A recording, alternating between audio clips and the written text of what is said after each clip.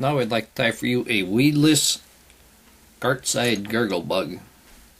The hook I have in the vise is a 34007. It is a size 6, and that is by Mustad. The thread I'm going to use is just a cream thread. It is 6/0 and 70 denier. And I'm going to start the thread at the front. I'm going to take the thread to the back. And I'm going to put a decent base down. And you can see I'm just holding the tag end, and I'm putting the wraps down and just using the tag end to pull the thread together. And sometimes it breaks, and I'm almost at the end anyway. I'm going to stop there, just about where it's at the point of the barb, and I'm going to take I have 20-pound hard monofilament, and you can use Mason. This is Andy.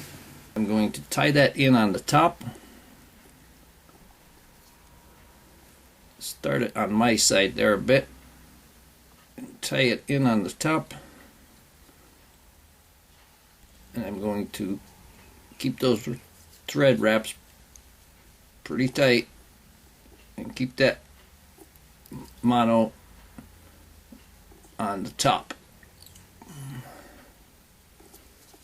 and I'm going to wrap it all down.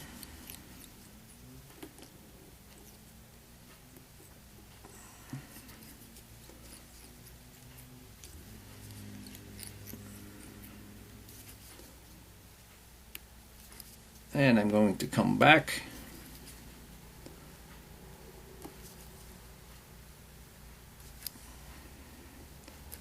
and I want to stop the thread halfway down the hook shank. At this point I'm going to take my head cement and I'm going to put a coat of head cement on the mono and the shank.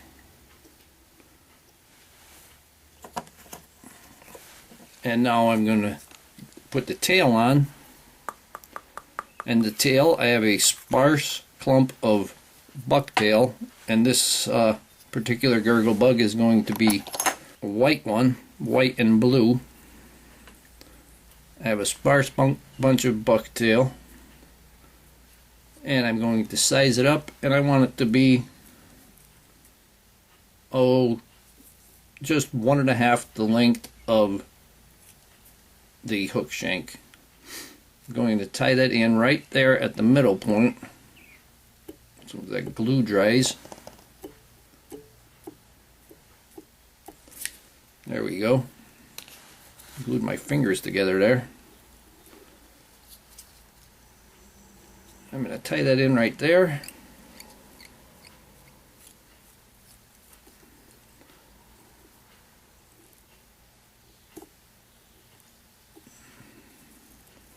I want to keep that all on the top. Now I'm going to take some teal blue crystal flash, and I have maybe 8 strands of it. And I'm going to lay that right on top. And I'm going to leave the crystal flash just slightly longer, maybe by 1/4 of an inch longer than the bucktail itself, and tie them in, and take this excess and just fold it off the back, fold it towards the back, and you can tie that in once again. I'm going to cut the front part of the bucktail to size. I'm going to cut the front part of the bucktail to size, and I'm going to cut it just 1 eye length in back of the eye. And I'm going to wrap that down.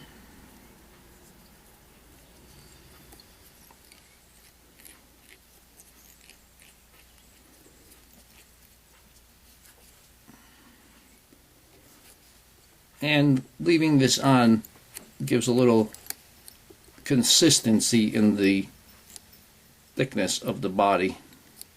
Bring the thread back to the back, and I'm going to attach a grizzly saddle hackle. If you don't have a saddle, try to get one of your longer neck hackles.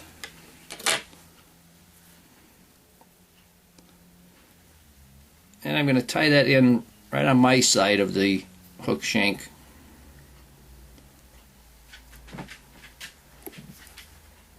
And secure it. And now I'm going to take my piece of Evasoot foam. This is 1/8 inch thick. And I cut a slight taper in the front. And I'm going to keep the tip just at one eye length in back of the eye itself. I'll hold it on the top, hold it tightly, and start out putting several wraps right at that point. Then I'm going to wrap underneath and move the thread forward a bit. And tighten it down, go underneath, move the thread forward,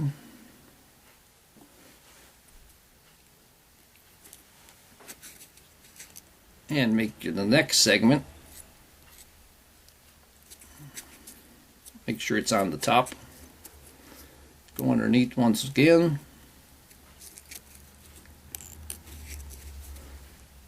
And wrap the next segment.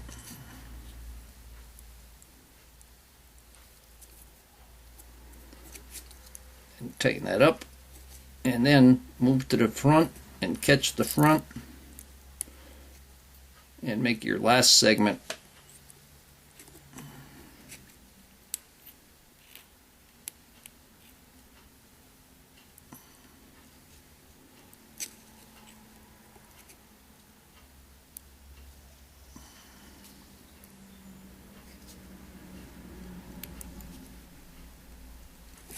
And at this point I'm just going to put some glue right on the shank from underneath.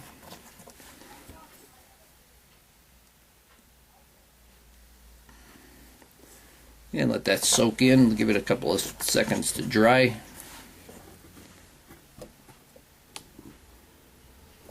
I'm going to take my saddle hackle and I'm going to wind the saddle hackle once, twice, move forward to the next segment, once, twice, move forward to the next segment, once, twice, move forward once again, and then bring the thread to right in front. Let me back off there a second. Bring the thread to right in front of the foam. Give it a wrap and tie that off at that point.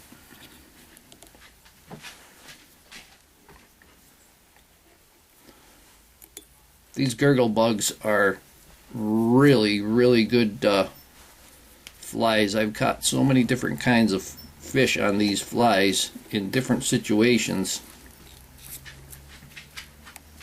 I've even used a gurgle bug on the Bass River, and what I did was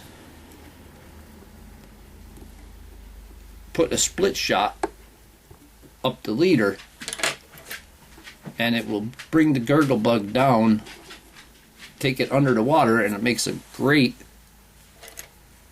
crayfish imitation. I actually caught walleyes on the gurgle bug in the big river.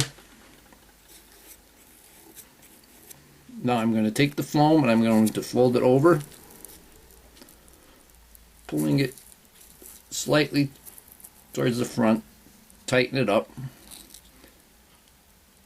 and then tie it down first, making light wraps, and then make 2 light wraps and pull it tight. And make several more tightening wraps right on the front.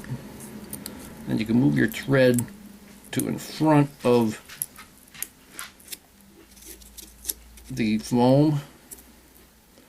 And put it back to the back of the plow once again. I'm going to take the excess teal blue crystal flash and I'm going to lay it over the top, and I'm going to tie that down right in place, and this is what you have.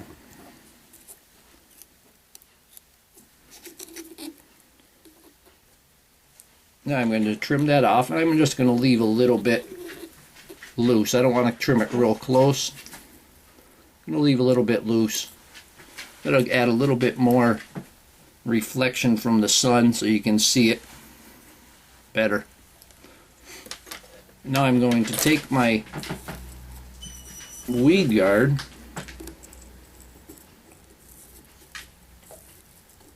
and I'm going to hold up the tail. I'm going to run it through the vise and underneath the hook. I'm going to hold my plow up. I'm going to tie that in right at the front, and I want it to be right on the underside of the hook shank.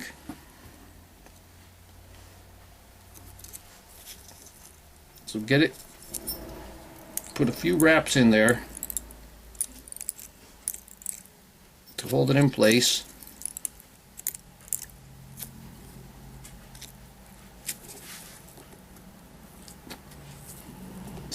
Line it up underneath. I'm going to turn it so I can see.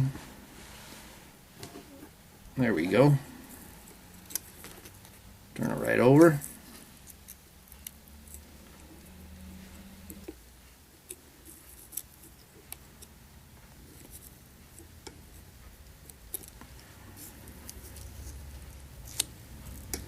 And I'm going to take my scissors and I'm going to trim off the excess.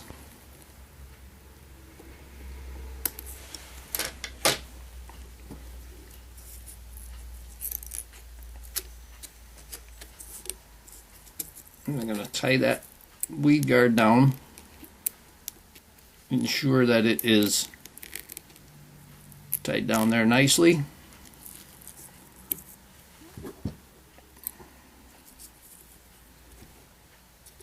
You need to ensure that the weed guard is centered. And I'm going to take my super glue once again, and I'm going to put some super glue right on the head.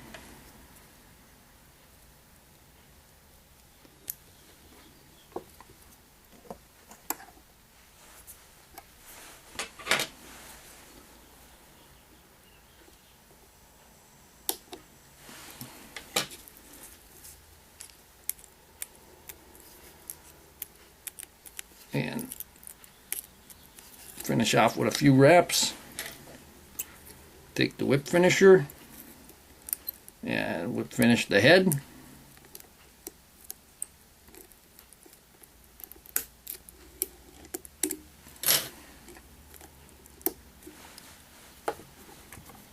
And I remove the thread.